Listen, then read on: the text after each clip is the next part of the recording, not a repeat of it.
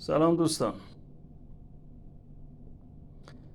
الان تو فصل تابستون هستیم و همان بلا استثنا وقتی که مجبوریم بریم بیرون، به حال از خونه به محل کار و از محل کار به خونه برمیگردیم، تو فضای بیرون که آفتاب شدید وجود داره و با پدیده گرمازدگی روبرو هستیم، یه چیزی که گریبان هممون گرفته. وقتی که خونه میام حالمون خوب نیست، حال بیحالی داریم، حالت استفراغ داریم.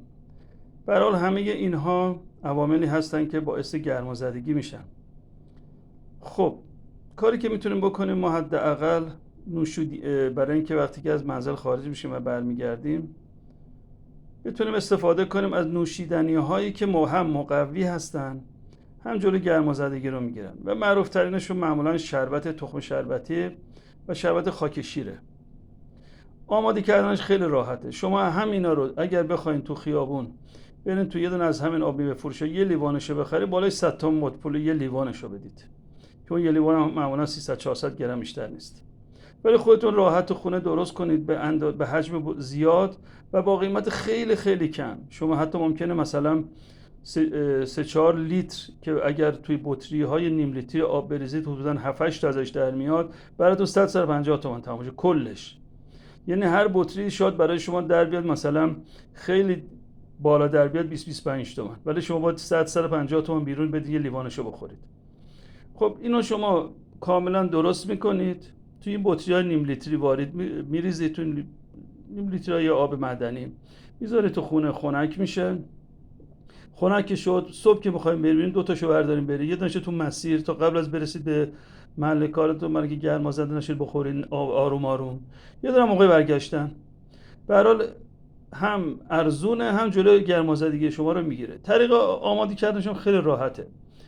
این مشکلی که میبینید تخم شربتیه، اون یکم خاک شیر. تخم شربتی برای اینکه آماده بشه حالت عادی میبینه که یک دونه های مشکی خیلی سفته.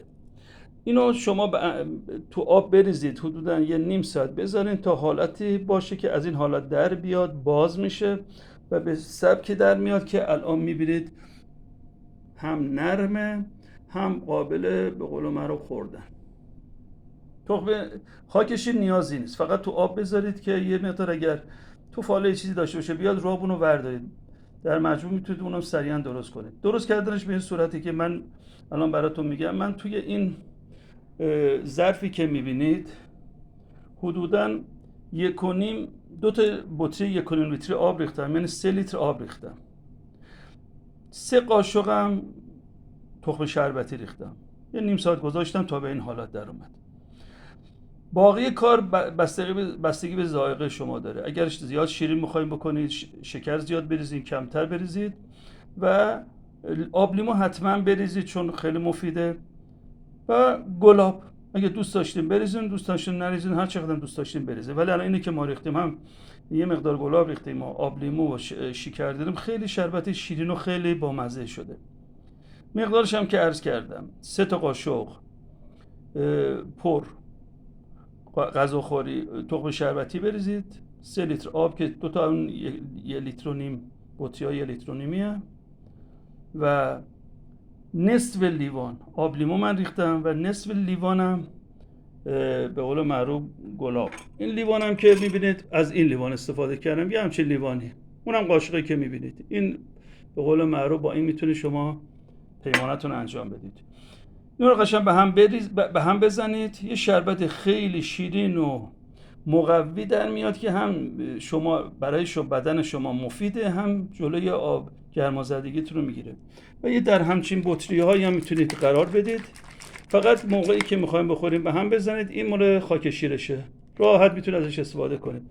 فقط یه مورد رو حتما توجه کنید، وقتی که از این ظرف توی بطری بریزید دائما به هم بزنید که چون تخم شربتی سریع نشست میکنه. فقط آبو نریزید تو بطری، به هم که بزنید کاملا آب و شربت قاطی میشه، میتونید نگه دارید.